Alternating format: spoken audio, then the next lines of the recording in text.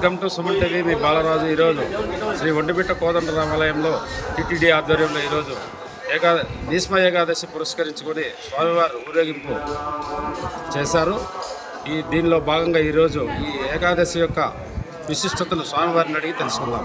ఏకశిలాపురాధామ స్తోమదయాంభోధి సోమసుందరనామ నీ కారుణ్య కటాక్షం దాగల్పగలదే ఒంటిమిట్ట దశరథరామ. తిరుమల తిరుపతి దేవస్థానం ఒంటిమిట్ట క్షేత్రంలో భీష్మ ఏకాదశి సందర్భంగా విష్ణు సహస్రనామ స్తోత్రం ఆవిర్భవించిన రోజు ఈ రోజున పరమ పవిత్రమైన రోజు.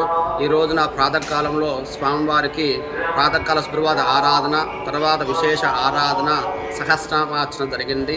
తర్వాత రంగమండపంలో శ్రీ సీతారామ లక్ష్మణ సమేత శ్రీ కోదండరామస్వామిని వేంచేపు చేసి అక్కడ నిత్య ఆరాధన, విష్ణు సహస్రనామ స్తోత్ర పారాయణము, చతుర్వేద పారాయణం జరిగింది. తర్వాత గ్రామోత్సవంగా స్వామివారిని ఊరేగించారు.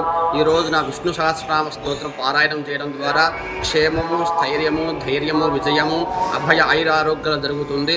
అదే కాకుండా మన యొక్క సంకల్పం ఏదైతే ఉందో అది మనసులో సంకల్పం చేసుకొని ఈ రోజున విష్ణు సహస్రనామ స్తోత్రం ఒకసారి కానీ 5 సార్లు కానీ 11 సార్లు కానీ పారాయణం చేయడం ద్వారా విశేష ఫలితం కలుగుతుంది.